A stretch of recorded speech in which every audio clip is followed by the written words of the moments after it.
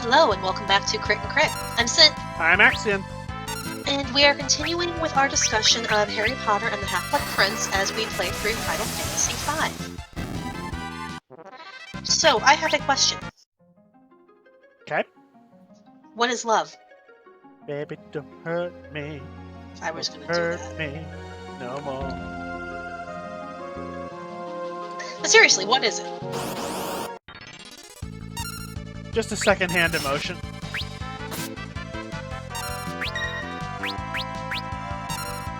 No, that's what's love got to do with it. No, it's the second line. What's love but a second-hand emotion?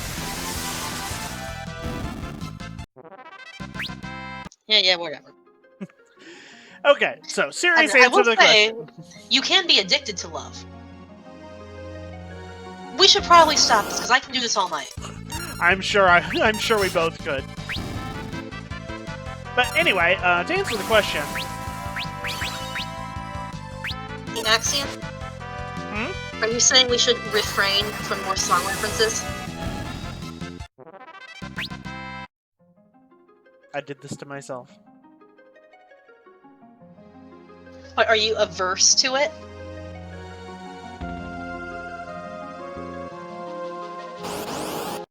So, to actually answer the question.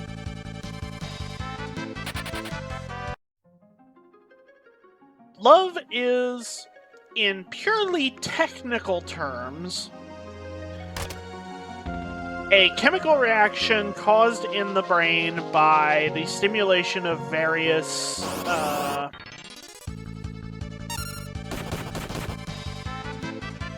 chemicals that go through your head that are associated with feelings of benevolence, of well-being, and of care and affection for other people. Obviously, that is the overly clinical definition that nobody uses, so the definition that is more useful in practice is that love is an emotion that somebody has that is often initiated by a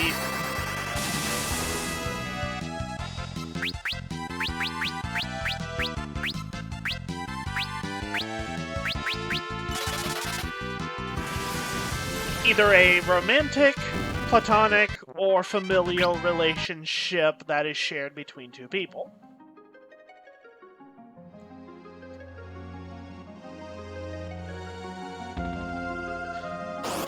So now that I have wasted a minute and change on being overly pedantic,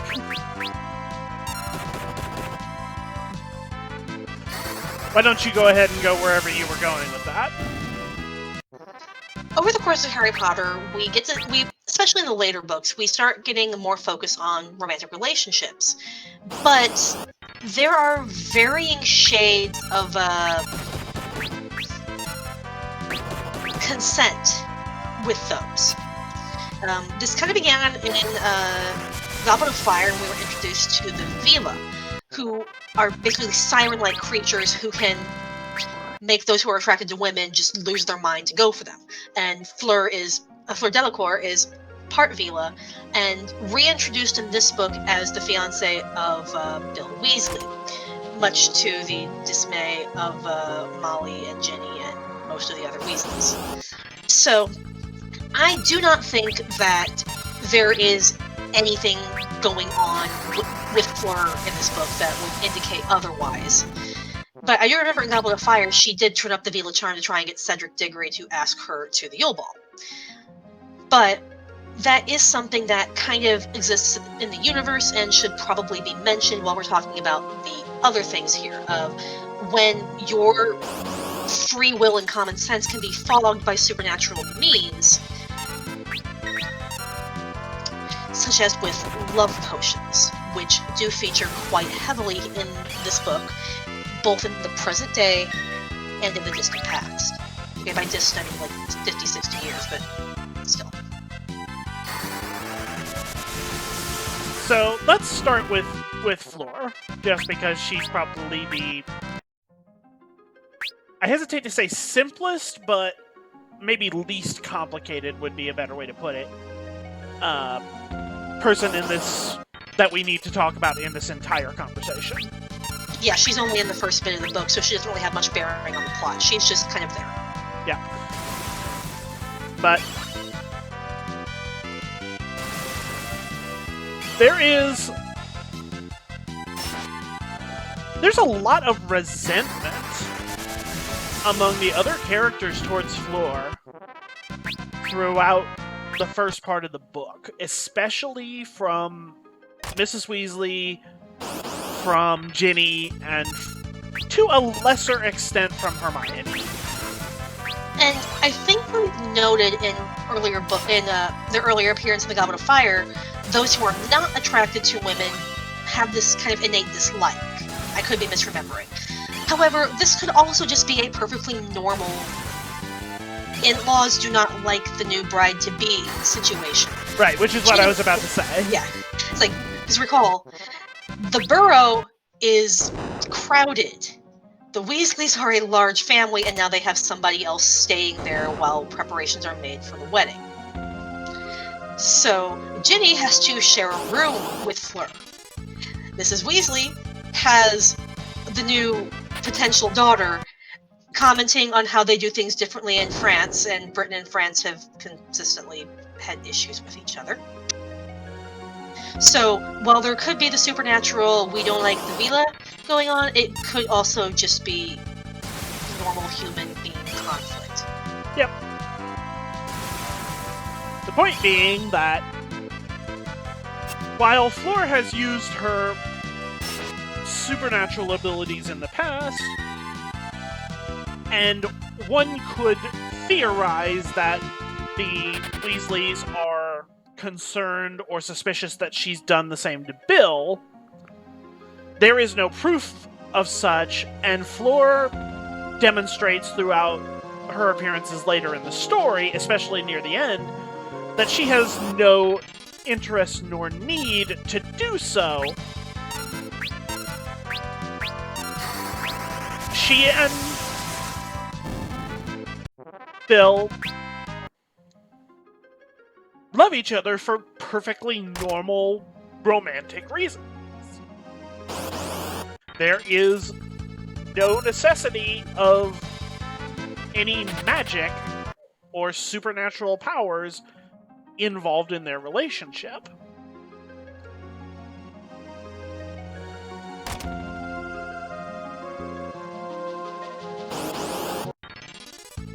There is every implication that, especially based on her appearances in Goblet of Fire, that she could do such a thing if she desired. But there is zero actual proof that she has. Oh. It's like, and I will say, sorry to interrupt, I finally found the quote I was looking for. Okay.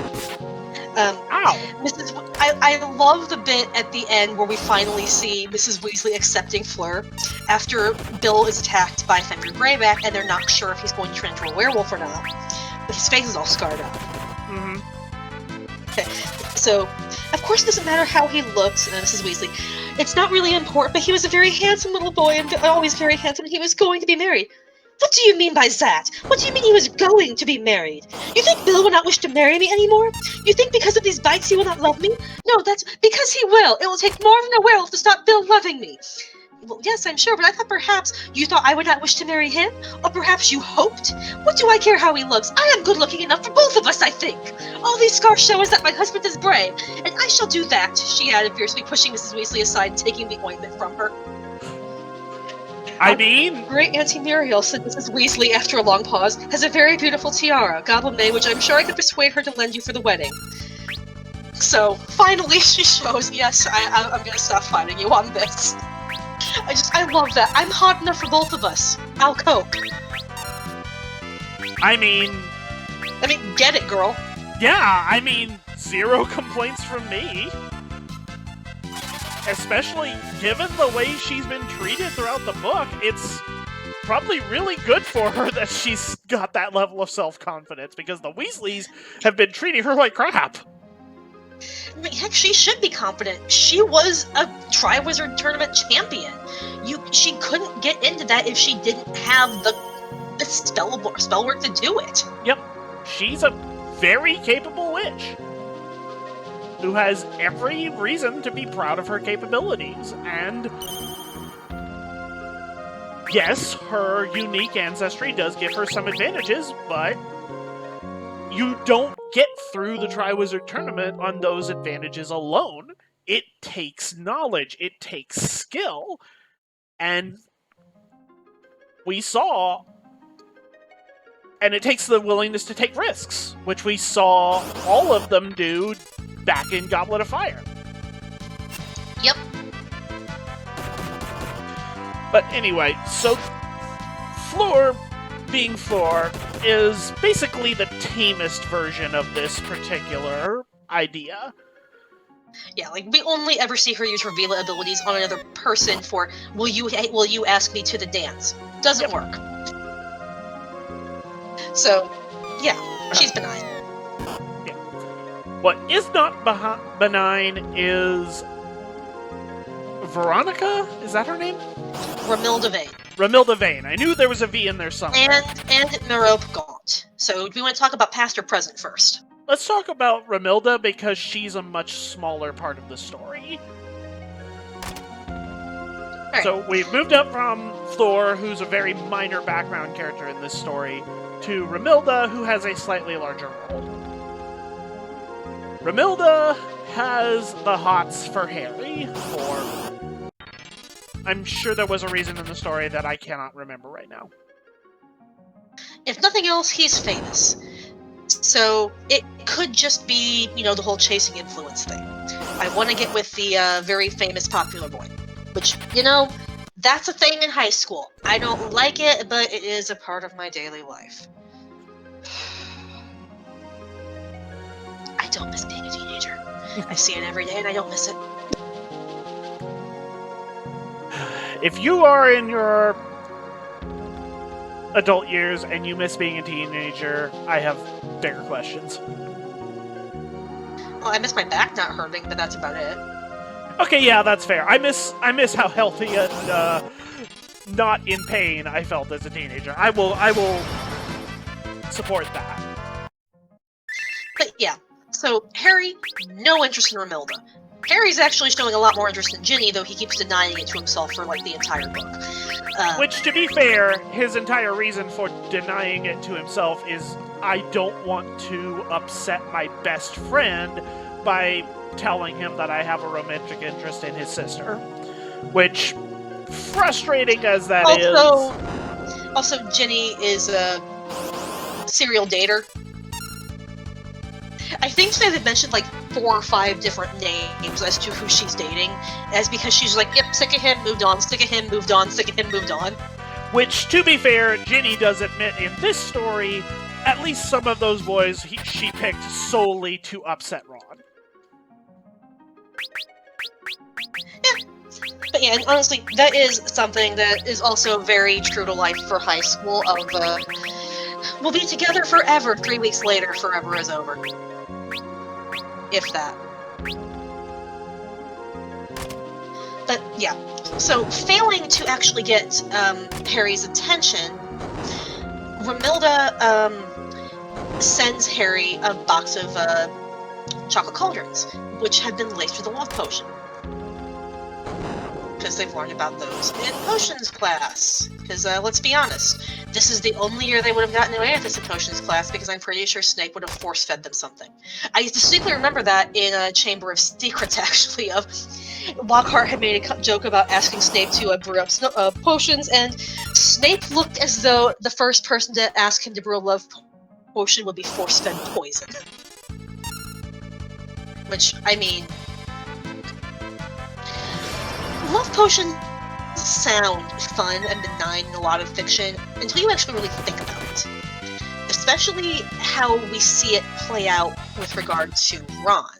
Because Harry doesn't ever open the chocolate cauldrons, kind of forgets about them for a few months, and then Ron eats them and becomes obsessed with Romilda. Cannot stop himself, cannot help it. Everything is about Romilda.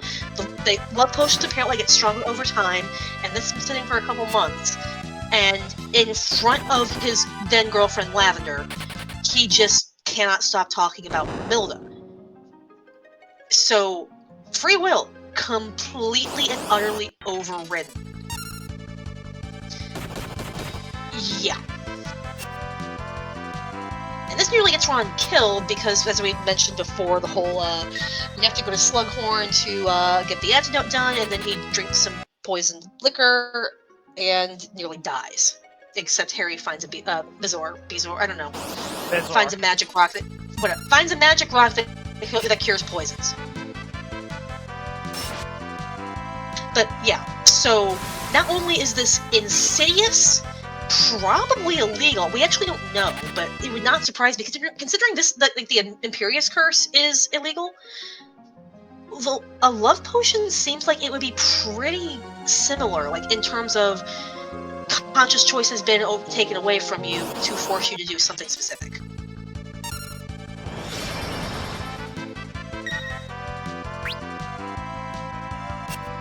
But yeah, so very insidious, borderline illegal, and downright dangerous in how it all played out.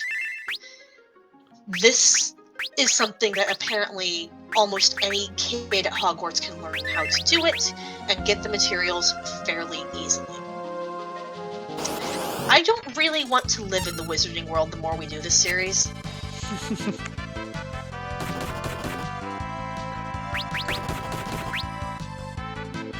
There is a lot to be said about the dangers of the wizard of magic and its ability to be abused. Oh yeah, and like this is just really telling considering like up to like throughout college I was like, yep, I'm just waiting on my Hogwarts later, and now actually taking a deep look at the books, it's like, no, this place is incredibly dangerous. Westeros might be safer if just as badly written, don't at me.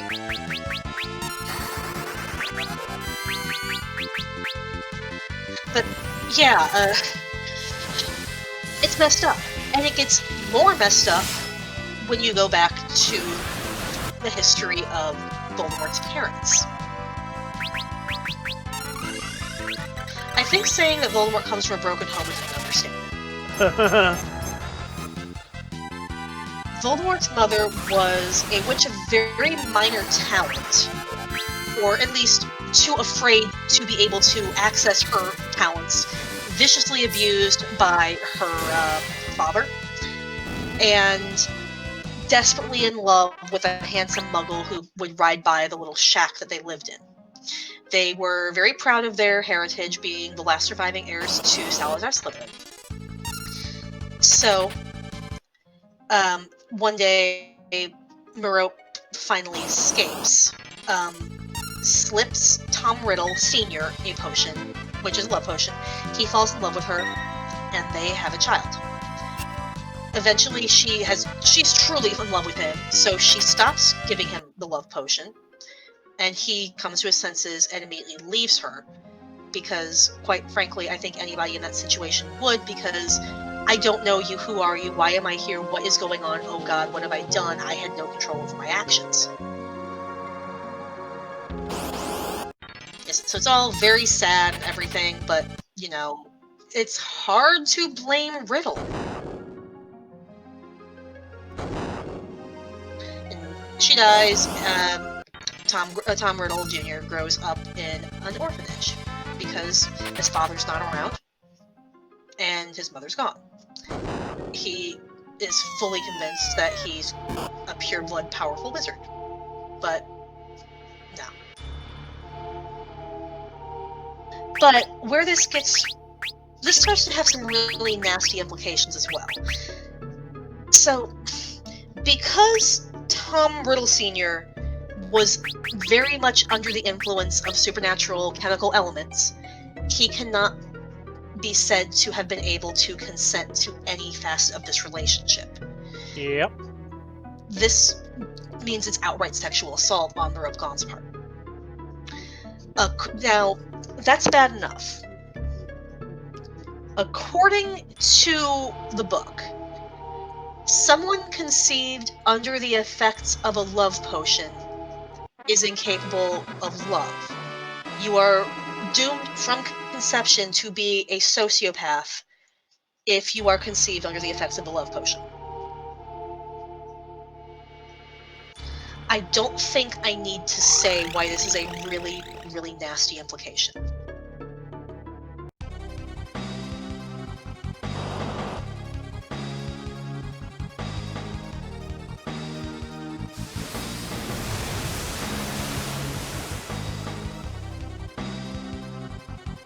That happened. Yes, it did. But yeah, you see where I'm going? Yep.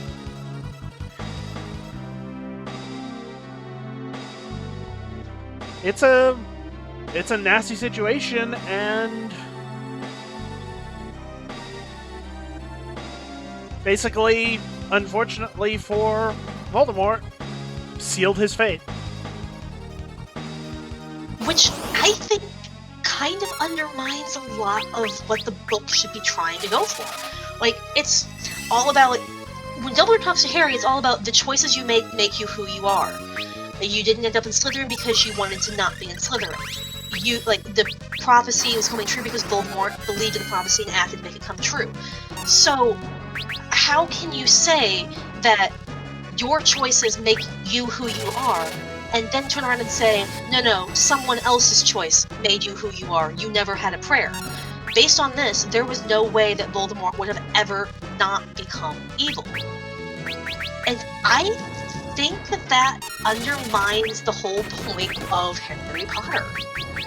If the point is Harry is going to grow up and learn to make these choices that make him a good person and help people around him, it devalues that moral by saying Voldemort never actually had that choice. Yep. It takes away his agency as a human being with his own capabilities and turns him into a puppet of fate. Which, again, reflects very badly if you look at the overall implications of what this says about anyone who was born in a situation like that. It's effectively having Rowling look at the audience and say, if this was your situation, just give up now. I do not think that's what was intended, but when has she actually thought through anything in these books without having someone else point them out to her and then let her pretend she planned it all along? I mean, I don't know. Given some of Rowling's statements about various things in the modern day, it does not surprise me at all that she would believe, oh, your fate and your nature is decided on birth. That doesn't surprise me at all.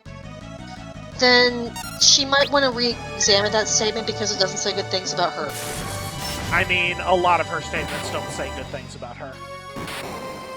Oh, I know, it's just, maybe you don't want to go down the road of saying I was protestant to turn into a Twitter troll? Fair point. I hadn't thought of it that way. That's what I'm saying here. Like, if your behavior is predestined, she was always going to turn out like this by her own logic. I mean, yeah.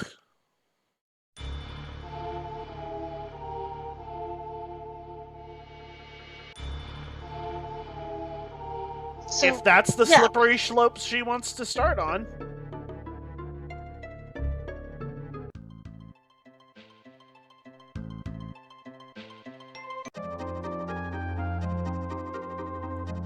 But yeah. This is the world she decided to make.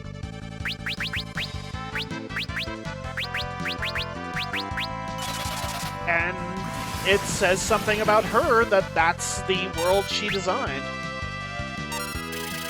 And yeah, this is honestly where you kind of have to bring in death of the author.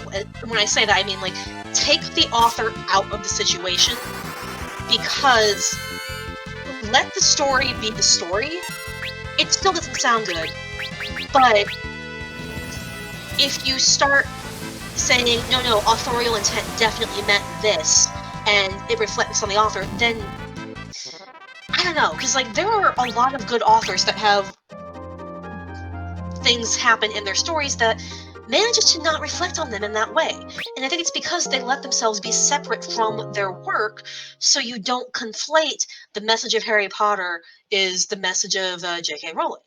Well, a lot of that is also the author makes it clear that while something may be one way or another in universe, that does not necessarily make it good, and thus it does not have the appearance of having the author's seal of approval.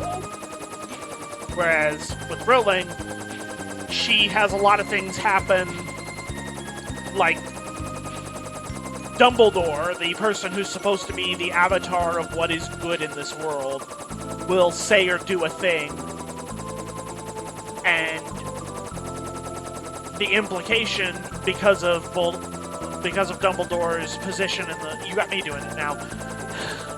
I'm sorry. Because of Dumbledore's position in the narrative, anything he says or does is narratively projected as this is good, because Dumbledore is the good character. Except, as we've seen, it doesn't hold up when you actually stop to think about what Dumbledore is doing and how he's going about it. Right. But that's not how it's written.